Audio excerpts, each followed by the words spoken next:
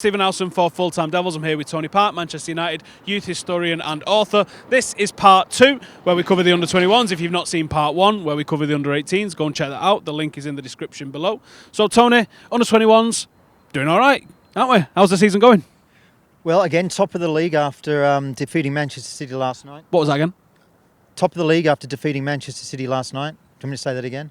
No, it's okay. Which is great news, but not surprising. One of the things that Warren Joyce has done in his tenure as the reserve team manager or the under-21 team manager, he's got those lads playing for each other. He's got really good tactics. Some people on occasions have said he's a little bit defensive. I wouldn't necessarily agree with that. With the players that he's had at his disposal, sometimes he's had to play a little bit more of a dour game. But having won the league on numerous occasions over the last few years, including last season, top of the league in a good position this season, I don't think anybody can argue with that. And as a consequence, the players really love playing for Warren Joyce. They love the tactical discipline. They love the training. They love the fact that he gets them playing, he lets them express themselves, but he's not scared to give them a bollocking. He's not scared to say to them, look, that's not what I want you to do. So, yeah, great. Everything's going fine for the under-21s.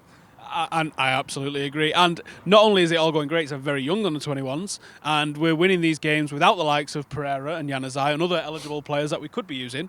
Who is your standout at the moment? And I'll tie that in with, who's your standout that you think is ready or close to the first team? Well, you've mentioned a couple of players. I think I'm really pleased with Pereira. When I see Pereira play for the under-21s, I think he's suddenly matured. This is a player who's now running the game. And I think at that level, with your more experienced under-21 players, you want them running the game. And I'm more impressed with Pereira as he matures as a footballer. So he's certainly been a standout whenever he's played in the reserves. Some of the others who have dropped down from the first team squad, like the Paddy McNairs and one or two others, yeah, they're doing a great job, and you'd expect them to do that. James Weir, I think, has been incredibly consistent this year.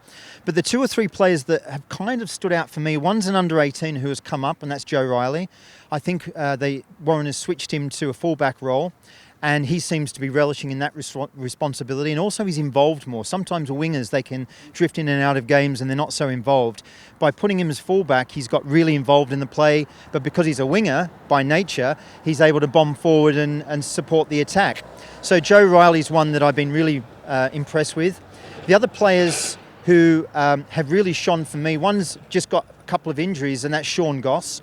I think Sean is showing some of the way he can dictate plays with his passing game, his short game and his long game. He's been likened to Michael Carrick in a little way, and I can see why some people would say that. Scores a few more goals than Carrick does, though. Yeah, he does. But again, we're talking under-21s. So I'd be interested. And Sean went on the first team tour in July last year, so he's clearly in the manager's plans. He's also appeared on the bench once or twice once this season for the first team. So again, he's in the manager's plans in that sense. So he could, if he continues to develop, see a little bit more of him. And the third player who I think has really impressed me, and I have to say someone who I thought was not so special, is Matty Willock.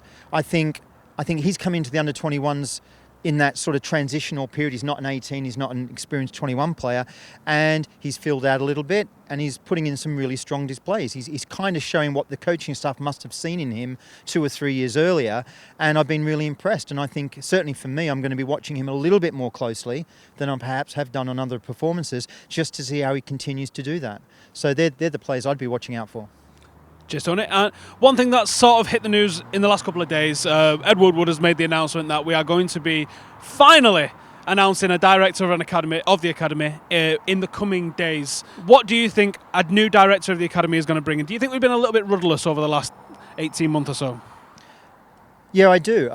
Rudderless is a really good word to use, I think. When you look at a club like us, we've got a fabric, a culture, if you like, about using kids and bringing kids through. And I don't think you lose that overnight. Whether we've got an academy director or someone in charge of the youth team, I don't think that really makes difference. It's so much part of the fabric of the club that you don't lose that. What you do lose, however, is you lose the vision and philosophy about what do we want to do with our kids? Do we want to just be bringing, one kid through every year into the first team? Do we want to be a conveyor belt for Championship and League One clubs. We've got over 120 players who have come through our youth system playing professionally around the world. Is that what we want to do? Or do we really want to create another bunch of players all hitting the first team at the same time? What is it we really trying to do here? And I think you need somebody in charge to do that. I think you need someone in charge to give direction to the coaching staff. And I believe that there still needs to be a shake-up there. I certainly believe that we need a shake-up at the scouting level. How in the hell does Everton have a scout in Stretford and we don't is beyond me, but that's what it is. We're not recruiting enough local players compared to Manchester City and Liverpool and Everton, and that just sort of makes me shake and scratch my head. So the scouting needs looking at, and I think we need someone in charge of the whole academy system to be giving some direction to those scouts. Derek Langley, one of our senior scouts, retired recently, so who's replacing him? And then I think we also need a little bit more direction in terms of what are we doing about this whole developmental versus competitive thing. There's question marks about, where are we going to be playing our games? There's question marks around decisions on players. Who are we going to be giving contracts to? Are we not giving contracts to? What are the development plans for these kids? Who are we pushing on? Who are we not? We mentioned some of the players we've been buying overseas. Someone seems to be doing that, but again, what's the structure? What's the strategy for that? Is it ad hoc? Is it systematic? And I think that's what we'd like to see, a systematic process. Chelsea, about 4 or 5 years ago, Chelsea bought, I think, about 6 or 7 players from Africa, and they're now coming into their youth system. They've won the Youth Cup for the last 2-3 years.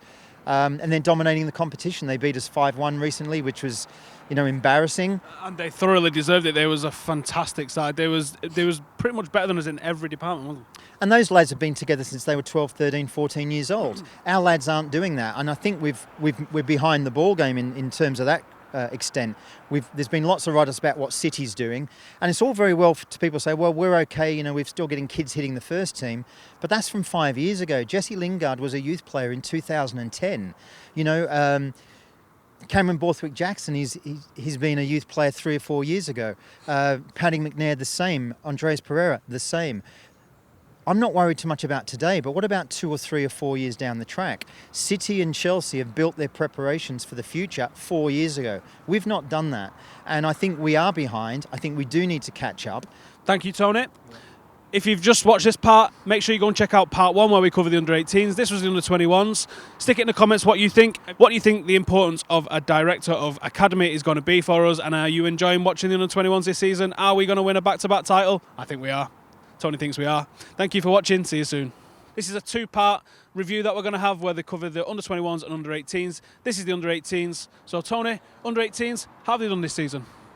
Well, considering we're bottom of the league for the first time in our history, I would say pretty diabolical.